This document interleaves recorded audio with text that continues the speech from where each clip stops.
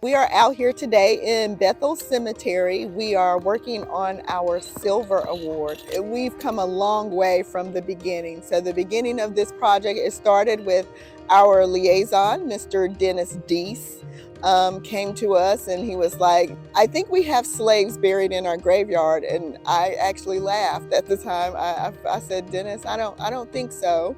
And he was like, no, he was like, I think we do, Tracy. And if the church does, we would like to know and document it. So then a month later, we were looking for a Silver Award project. So we ended up taking on challenge, I guess. Because the main point of this project was to find the enslaved Africans that were in the graveyard. So what led up to it was researching about every single person in this graveyard and seeing their family background and stuff like that. And about 6 months into the project, I got a call from Mr. Deese, and he said, Tracy, I need you to meet me at the graveyard right now. I said, why? He said, if you could just come, and he sent me a picture, and it was a picture of a marker that said dedicated to enslaved African Americans buried here. And we both was just like, wow, how many enslaved Africans are buried here? Because at that time we didn't know, and the church didn't know. The church has supported this very much. We're very thankful that the members that are here are going to have this to look at the documentation once it comes out. And we'll have more of a history that they can have in their background. So the scope of the project is we want to do the research for the enslaved Africans, but on the Bethel website, we want to put a grid map technology for family members, for members of the church. Anyone can come to the church website. They can click on a grid map of the graveyard, and with that grid map, they can click on John Doe and see that John Doe, where he's buried at in the cemetery, and you could see that John Doe was a farmer. So each of the scouts have taken a piece of the project, numbers of pages with the people buried here, and they're researching every single person buried here and telling a little bit to go on this website. We've had so many people from the community reach out and talk to the girls and help the girls and offer assistance with the project. I saw the bit on WIFF, I believe, carried it, and I saw it and I contacted the church. And I told them I'm a genealogist, local historian, I'd be happy to help. And then Tracy turned around and said, I'm so happy. so it's been a great project, I'm as a historian, I'm thrilled to see young people learning about history, being interested in history, and learning how important it is to preserve that history. It's like going back in time, and you get to like discover like all these new things that you never knew about, and you can like, I don't know, it like makes you like know more about today. We wanted to find out how many enslaved Africans could be buried here. At that time, we didn't know if it was 10 or 100.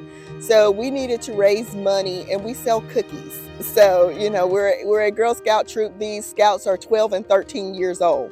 So we went to council and was like, we would like to do a GoFundMe. So with help from the community, we were able to raise over $5,000 just through giving. We were then able to get the GPR, which is ground penetrating radar, and the GPR came on site. We wanted to look for the enslaved Africans, but we also wanted to see if there was any other unmarked graves. The end, we found 196 unmarked graves. So even the church had no idea that there was this many unmarked graves in the cemetery. With genealogists, historians, we were able to identify in between 13 to 15 unmarked graves for enslaved Africans. And we also think that we have found who they belong to and where they came from. So we think that the Africans came from a Gilder plantation, which is about a mile from Bethel Church. We actually talked to one of the current members of the family, the same namesake as Colonel Austin, who's buried here. And we have almost 99.9% confirmed that these these enslaved Africans came from this plantation. Do you know how important this is to the community? And it's really important because some people, I mean, their ancestors are here, their family is here, and I cannot imagine how devastated they are that they don't get a story and they don't even have a gravestone. Nobody even knows that they're here. There's 196 flags currently out here, and what we're doing today is we're taking silver discs, more long-lasting markers, and we're going to put them in the place of the flags. This has been an amazing project from the beginning. We had a meeting with Mr. Dennis and we called in the parents and the scouts. And first we asked the scouts, is there anyone that wants to work on this project? And we had 7 girls that was eligible at the time. And all 7 girls that was eligible are the exact 7 girls that was working on it. So that says a lot about the girls. We talked about the sensitive nature of the project with the parents. The parents were at the meeting, and it's wonderful to have a village. It's just been, our community has been a village, our parents have been a village. We've had a great village working on this project, even with the sensitivity of it. So the parents was like, you know, it's history, and history is history, and we want the girls to learn from history, to know history, because they are our future. So if they understand what happened in history, our future can help bring healing and restoration.